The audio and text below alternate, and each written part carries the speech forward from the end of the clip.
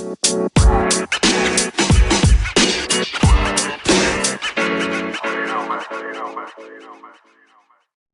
back to the TheGTruth, the one and only good truth.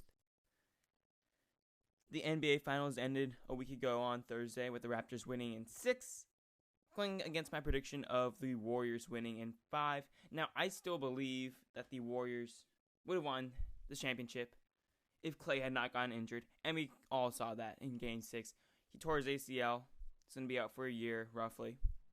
But I believe if he didn't get injured, didn't go for that dunk, went for a layup, still got fouled, they would have won that game. And I would still even contend, and you could argue against it, Game 3, he doesn't play, Curry drops 47, they still lose. I believe Warriors win that game if Klay plays, making it Warriors in 6. Now, that could be true, it could be not, but that's just what I believe. But we got tons of action in the NBA today. So let me just start by saying congratulations to the Raptors, not only for winning the championship, but by taking the risk in getting a first-time head coach, Nick Nurse, and also getting what could potentially be a one-time rental in Kawhi Leonard and getting that championship. Now, they got a lot of help along the way, but they got it. They got the championship, and you can't really diminish that. You may put a little asterisk right next to it with the injuries of the Golden State Warriors, and that's what really ended the Warriors dynasty and what's going to end it. Not the Raptors, not Kawhi Leonard. He just happens to be on the Raptors that happen to beat the Warriors. But injuries is what really is going to end this Warriors dynasty. But you gotta give all the credit in the world to the Raptors for taking the risk and it paying off.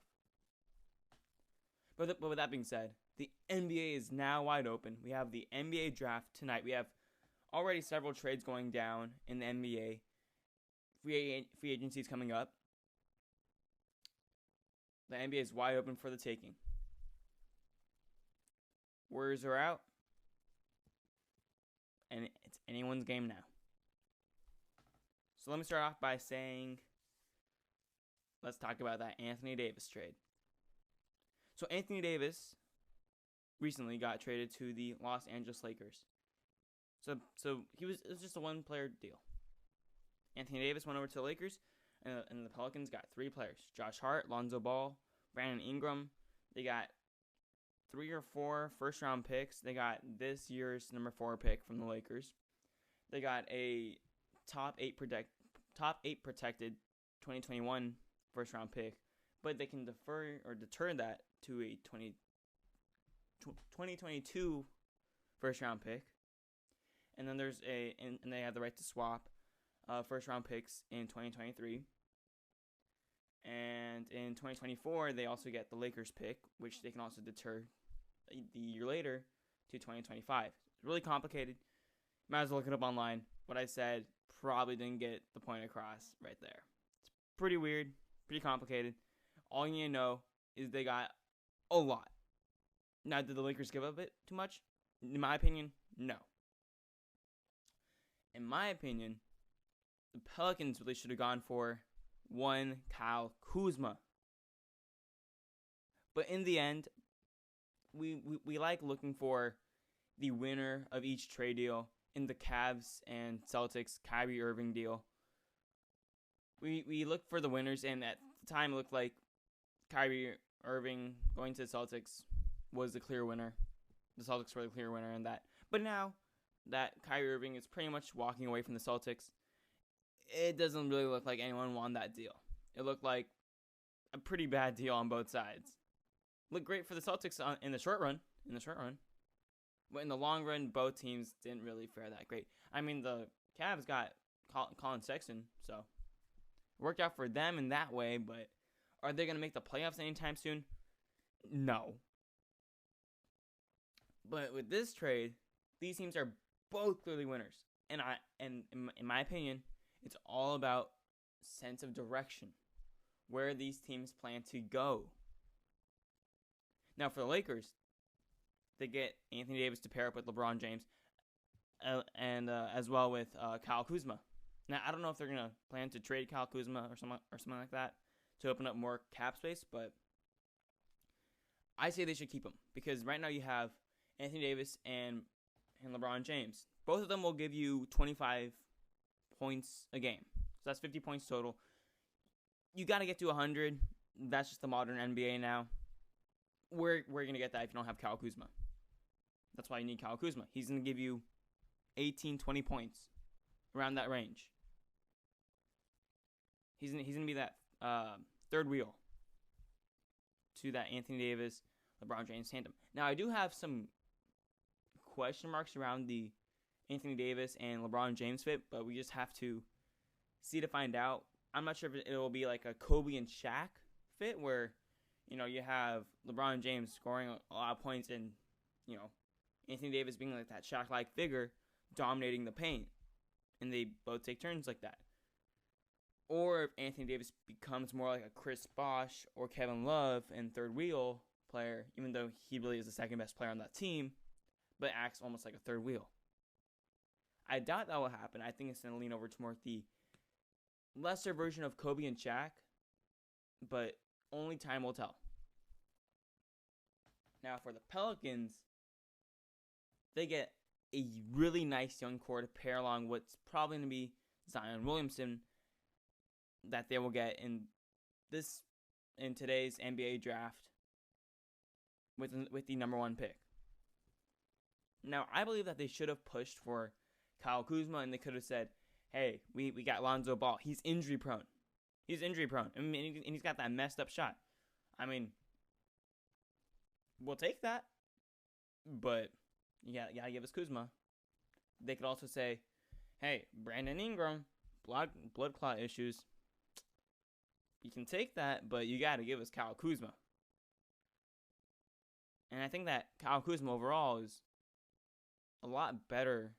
Well, at this point, not a lot better, but I think in the long run, he'll be better than the likes of Lonzo Ball and Brandon Ingram, and he's an excellent fit with Zion Williamson because Zion Williamson is a in-the-paint presence, whereas Kyle Kuzma can get a shot around the perimeter and anywhere, really, he wants.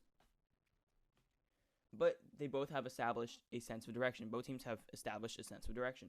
And that's what you really want at this point before free agency. The Lakers have now established themselves as a top contender. And maybe even, according to Vegas, a favorite to win the whole thing this upcoming year. Do I think that they will? Probably not. I think there's going to be some issues blending initially. They'll probably figure it out at the end of the year, but I don't think it'll carry over to the playoffs. But we'll see how they look like in the regular season to sort of guess where they're going to end up in the playoffs. Because I believe that they'll make the playoffs. If they don't, then, it's a lot of problems come out of it. Now, for the Pelicans, it's now obviously a win in the future and develop our players now so we can win in the future. It's more of a long-term sighted goal, whereas the Lakers are more of a short-term sighted goal, where their plan is more to, let's at least win one championship. Whereas the Pelicans look like they're going to be like, we're not going to be a real title contender for maybe 3 years, and then as soon as we get there, we're competing every single year. Maybe winning 2 championships in total. Maybe 3. Now there are some complications with this trade, and it comes from the Lakers side and kind of almost quote unquote incompetence on the behalf of Rob Pelinka. Yes, he did carry out this trade, and that's great, but he didn't really think about the salary cap whole issues, and it took me a while to figure it out because it's just super complicated. But if you're a GM, you gotta know this stuff. So the deal is not official yet, but it's an agreed term as of right now. But it is set, according to Woj, to become official at July 6th. And now this becomes an issue for salary cap reasons. Now, if they wait 30 days until after they sign the number 4 pick, to the likings of the Pelicans themselves, then and they wait 30 days after, and then they do the trade, execute the trade. So that means that would be around like July 30th that they actually carry out the trade. And they trade Mo Wagner and Isaac Bonga, who have smaller salaries. They can open up a cap space of $34.2 million. And Anthony Davis wouldn't have to waive his trade bonus, his $4 million trade bonus. And even if they don't trade Mo Wagner and Isaac Bonga, they still would get $32.6 million in salary cap room with Anthony Davis not having to waive his trade bonus. So if they just wait, if they just thought about it, it's a win-win-win for everyone involved. But in the classic Lakers way, as of recently, not the old Lakers, the new Lakers way, they do something good and then dysfunction. Now, the question becomes, what do they do with that money? Do they go after a Kemba Walker, a Kyrie Irving, a Kawhi Leonard? Or do they go after an all-around set of people to fit alongside LeBron James and Anthony Davis and Kyle Kuzma?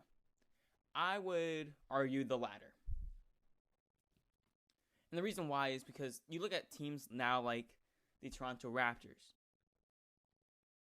They had one superstar, Kawhi Leonard. They had an all-star in Kyle Lowry. But then after that, they had a whole bunch of role players. Pascal Siakam, Marc Gasol. I mean, yes, Marc Gasol was an former defensive player of the year, but he's not really that anymore, but he still can bring it on the defensive end. But you still have all these role players. Serge Ibaka, Fred VanVleet, Norman Powell. You can even throw in a Jeremy Lin. I don't know. You can throw him in. So I would opt for the latter, and especially with the Warriors dynasty ending due to injury. You just need two superstars at this point, and you got them. You got two superstars. You don't need three. You just need the two. That's all you need at this point. And so here are some free agents that I feel would be a good fit for what the Lakers would want. Starting off is Al Horford. Great defensive presence. Very smart player. Does a great job defensively on offensively. Knows where to shoot a shot. Good at shooting the three. Shoots the mid-range also pretty well. So he'd be a good fit also on the court for spacing wise. Now Pat Bev, I think would also be a good fit. 3-and-D, he could help lock down somewhat the opposing point guard. He can also bring the ball up, and he would be fine with deferring to LeBron James. He doesn't have that ego about him. He's very grit and grind. And then you have one of the Bogdanoviches up in this free agent class. Not a 3-and-D, but mainly three-pointer, and he's knocked down. Three-point shot. Pretty good. Austin Rivers, again. Point guard. Not that great defensively, but, he can hit the three. He can hit the three. And that's where I think, you got to give him a look at least. And then you have Mirotic, also not, known for his defense, but can shoot the three. You have JJ Redick, also not known for his defense, but can shoot the three. A lot better than the other guys that I mentioned. You also have Danny Green, who is a 3-and-D guy, who can play great defense. He's tall, he's big, long, and he can shoot the three. But he's more of a spot-up shooter, not so much of a Stephen Curry or JJ Redick or Klay Thompson type of guy where he can come off screens and run around circles around the defense. And then I think that lastly, you got to look at the aging Trevor Ariza, 3-and-D guy. So most of these players, Pat Bev, you can maybe even count Al Horford, Danny Green, Trevor Reeves, the 3-and-D guys. That's what you want. That's what you want. Now, if you can get a Kemba Walker or a Kyrie Irving, less than that 32.6 or 34.2 salary, then by all means, go ahead and take it. By all means, take it. Take it, but also keep in mind, you want those free agents. You want those free agents to fit alongside what we have building right now. Otherwise, you're going to be like the Warriors, very top heavy, and as soon as it gets to the bench, not a lot. Not a lot going on there. Now, moving on, we have the Mike Conley trade. The Mike Conley trade. Now, this is kind of interesting because it just came out of nowhere. I mean, there had been rumors for it, but it just came out of nowhere. Mike Conley got traded to the Utah Jazz again, similar to the Anthony Davis trade, one-person deal. Mike Conley over to the Utah Jazz, and the Memphis Grizzlies get Jay Crowder, Kyle Korver, Grayson Allen, the number 23 pick from the Utah Jazz, and what's most likely going to end up being the 2022 top 6 protected pick in the first round from Utah Jazz. Now, keep in mind, these trades aren't like super finalized or official yet. They're more of an agreement. So when I say what's most likely, it could probably change. It's probably going to change. But I believe that this is good for both teams because right now, what the Grizzlies are trying to do, similar to what the Pelicans are trying to do, is get into that rebuilding mode and develop their players. They're probably going to most likely draft Ja Morant from Murray State as their point guard. And so they have to get Mike Conley out of the way to open up that spot for Ja Morant so that he can develop, learn, all that stuff. And then, you get some nice shooters around him. Jay Crowder, Kyle Korver. Grayson Allen, I don't think will really do much, really, with the Grizzlies at this point in his career. He hasn't really gotten to that point yet. But then for the Utah Jazz, this is amazing. I know that they get rid of Kyle Korver and Jay Crowder and Grayson Allen. And those guys were great for them. They were great for them. But again, this is all about direction. And with the Warriors going down, and now you have the Lakers getting Anthony Davis, you got to add that extra piece. You got to add that extra piece to make yourself title contenders. Now, I don't believe that the Utah Jazz are close to title contenders yet. Not yet. In a couple years, maybe. But not yet. But they believe that. And they're making the moves to get there. By adding Mike Conley, barring injury, you have another playmaker alongside Donovan Mitchell. And we can see how much they needed that in the playoffs, these past 2 playoffs, against the Houston Rockets. Because every single time, Donovan Mitchell has to take every single shot. Because as soon as he passes it, you have players bricking it. You have players straight up bricking it and not doing anything. You have Joe Ingles not, shooting well when it matters the most, weirdly enough. And then you have, Jay Crowder, Kyle Korver not doing what they're supposed to do in the final minutes and stuff like that. But then also defensively, they get so much better. They get that grit and grind point guard in Mike Conley from the Memphis Grizzlies during that grit and grind Grizzlies era. You add that to the defense of Rudy Gobert and already of Donovan Mitchell and then a bit of Joe Ingles.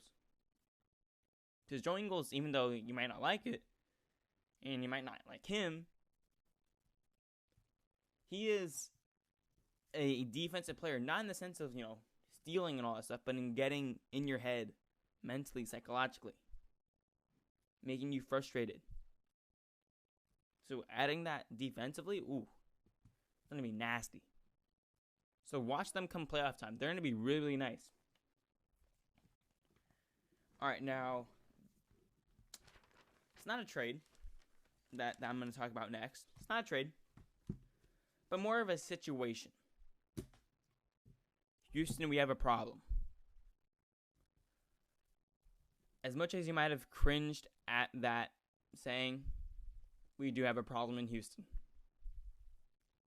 There is a report out that CP3 demanded a trade. Now, like all good organizations, the Houston Rockets put that rumor report to bed. It denied it as quickly as it could. CP3 also denied it as quickly as it could. As he could, my bad. As he could. And it's good that they shut down the rumor, but I believe that there is some truth to it. Not that he demanded a trade, because let's be honest. He probably likes it there. And realistically, are they going to trade CP3? No. Not at all. They are not going to trade CP3 at all. And then also, you don't want the morale, morale to be affected in any way, in shape, and form. Especially with the Warriors going down, like I've said before. Because you want to keep it as close together. Just keep it together for one more year. At least, just keep it together. Because your chances went from way down here all the way to up here. Now, I don't have a video camera or anything like that, so you couldn't see my hand gesture, but I'm pretty sure you imagine what I'm doing, going from down here to all the way up here. Your title chances skyrocketed. Alright. But I do believe that there is some truth to it, in the sense that they probably did have a disagreement on the flow of the offense. James Harden wanted the ball in his hand. He had like a 40+% usage rate. Off the charts. Not good when it comes to playoffs. That's just the truth. That's just the truth. And they probably did have a disagreement about that, where James Harden was like, we were so close. We were so close. Just give me the ball more. Just give me the ball more. And CP3 is like, we were so close. You shouldn't have the ball more. Because we've tried that for the past 2 years, where you've had the ball in your hands every single time, and you don't even let me run the offense. That's where the disagreement, I believe, comes from. Where they both are like, we're so close. We're so close. We're almost there. The Warriors are out of the way. We have no one to worry about except for the Lakers. And they're new. This is our chance. But they have disagreements in how they change and how they get past their troubles. I believe they should run it back with the same core. But they gotta listen to CP3. They gotta. If they want to win, they gotta change their style up. Not a complete 180, become a fully passing offense, because that's not who they are. That's not who they are. James Harden is not that. You look back at his career, coming off the bench with the OKC Thunder, 6th man of the year, I'm pretty sure. When you're coming off the bench, your role in your head is not, oh, I'm gonna pass the ball around. No. He was asked to score off the bench. As soon as he came to Houston, he was really the only guy there. And then Dwight Howard came along. But then again, he was asked to score the ball. His mindset has been always scoring, scoring, scoring, scoring, scoring. And what else? Scoring. And that's what he's going to do. You can't change him. But you can tweak little areas here and there to not completely change his style of play, but to change the team's play. It might not make sense, but just let it kind of sit in your head just for a bit. I'm not saying completely go away from the ISO ball. But I'm saying, maybe every once in a while, pass the ball around. Every once in a while. It won't hurt. Just pass the ball around. It's good for team morale. Keeps everyone engaged. I don't know, if you're James Harden and you're, stat heavy, maybe you might get an assist. I don't know. But there probably is some truth to like the rumor that came out. I doubt that CP3 asked for a trade or demanded a trade. But I do believe that there is some level of tension between James Harden and Chris Paul, and maybe even throwing Mike D'Antoni in there. Now, there is something else that I want to talk about regarding the Houston Rockets. It's been reported by Stephen A. Smith on First Take on ESPN that Harden and Jimmy Butler have been communicating over the summer about free agency, about Jimmy Butler coming to Houston.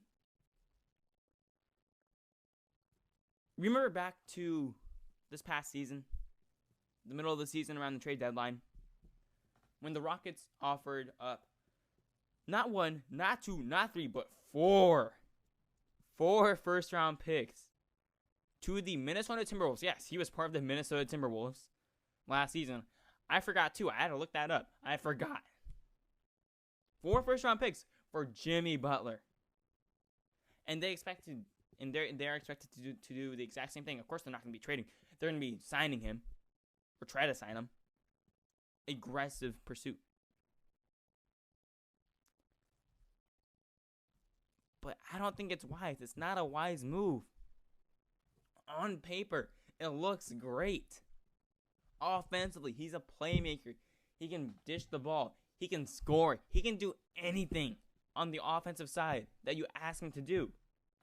Defensively, with Chris Paul and Clint Capella, he will be great. He will be great. For the Rockets playing style of small ball, you can fit him alongside Eric Gordon, James Harden, Chris Paul, Clint Capella. It works great. But that's where analytics in Daryl Morey and the Houston GM is wrong. Is at fault. It doesn't give you the right result. What has followed Jimmy Butler everywhere he's gone? Whether it be Chicago, Minnesota, or even Philly. Some sort of teammate dispute. He always has a conflict with his teammates. He's had a horrible chemistry past with teams. If he goes to Houston, this will be, I believe, his 4th team in 4 years. Let that sit in. Let that settle for a quick second. What has followed Chris Paul from the LA Clippers, from the Hornets, back when he was in New Orleans, into Houston, with the previous report that I just talked about, or rumor that I talked about, report or rumor, whatever you prefer to say. Same thing as Jimmy Butler. Turmoil and turbulence between teammates. What did Jimmy Butler do back in Minnesota that got all the players riled up except for him and, the bench squad? He took a team of 2nd or 3rd stringers and whooped the starters in practice. Called out Karl Anthony Towns. What do you think he will do to James Harden with his dribble? Step back. Travel. Step back some more. Pump fake. Shoot the ball. Fall on the ground. What do you think he's going to do when he sees that in game? In game. Not in practice, but in game. And I'm telling you, it will not be pretty. It'll be more of the same of him and Ben Simmons, him and Karl Anthony Towns, and Andrew Wiggins.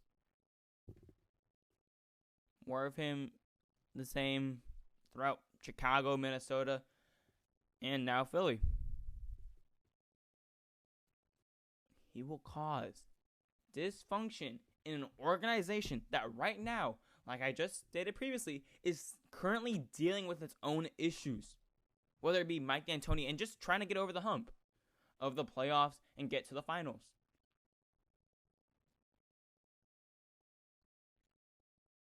Statistically, on paper, it would be amazing. It would be great. Spectacular fit. But in reality, let's be honest, it wouldn't work. It would not work at all. In the slightest. So Rockets, don't do this. Don't hurt yourself more than you've already hurt yourself with that CP3 contract. And there's a whole dysfunction around CP3 and James Harden arguing and Mike D'Antoni not being able to carry you over the hump. And Daryl Morey having his own issues. Now, for the last thing I want to talk about today is related to the Boston Celtics, and it's not about Danny Ainge. It's about Kyrie Irving. There are reports circling around the NBA saying the Nets are being very cautious when it comes to Kyrie Irving, and they may not sign him at all if Kevin Durant does not come along with him too. Oh, but what about Kyrie? Kyrie, he's a superstar. He's an all-star. KD is injured. What does that matter? You gotta pick him up. And I say no. I'm sorry. If I'm the Brooklyn Nets, if KD's not coming, I am shutting the door on anything Kyrie Irving related. And it's not a knock on Kyrie Irving. Well, it kind of is, but not on who he is as a basketball player. He is a phenomenal basketball player. We all know that he's a phenomenal basketball player. We saw that killer Game 7 shot. The shot. It's going to go down in history as the shot. We've all seen his crossover on Brandon Knight that made him fall to the ground in, the Rising Stars game. Shushing the crowd. It's hilarious. We've all seen him play in the playoffs. He is phenomenal. But that's not the part where I don't want him for the Nets. We can compare D'Angelo Russell and Uncle Drew all we want. And I will still say Kyrie Irving's better. But you gotta look, just like the Rockets, you gotta look not on paper, but elsewhere. Same thing with Jimmy Butler. But on a lesser level, and on a bit different note, what happened to Kyrie in Boston? He pushed away his teammates. He outcasted them. Basically pushed them away. He brings along chemistry issues that only get amplified by the way that he plays. He's a phenomenal player, but you look at the shots that he takes. A lot of it is not passing around. A lot of it's iso ball, coming up the court and just shooting a three right at, just in someone's face. And if it goes in, it goes in. If it doesn't go in, it hurts 10 times more than any other shot. The reason why is because no one gets the ball. If it's a passing around like a Golden State or San Antonio Spurs system where he's passing the ball around and then he finally gets open, or even if it's late in the shot clock and he gets the ball and he shoots it and he misses it, it hurts. He misses it. But not as much as it hurts when he dribbles up the court, doesn't pass the ball, doesn't look at any of his teammates, or even if he looks at them and it's like, no, I'm not passing it to you. And then he shoots a three and then misses it, clinks it.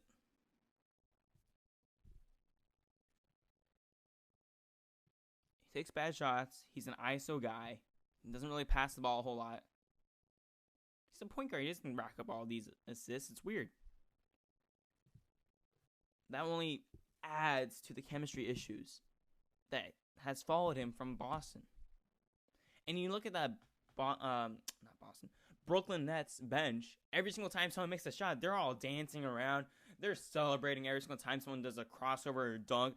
They're out of their minds every single time. You need that chemistry.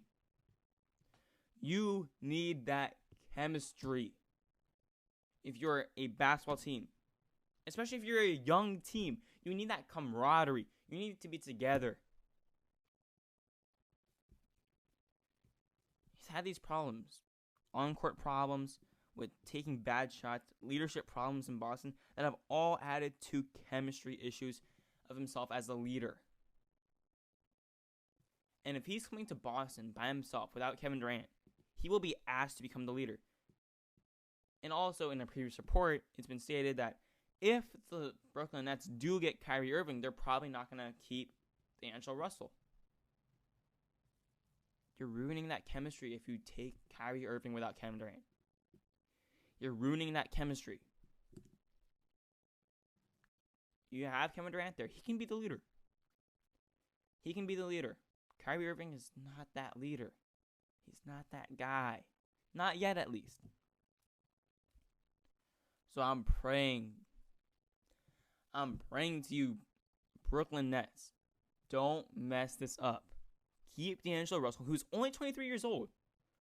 23 years old, made the All-Star team.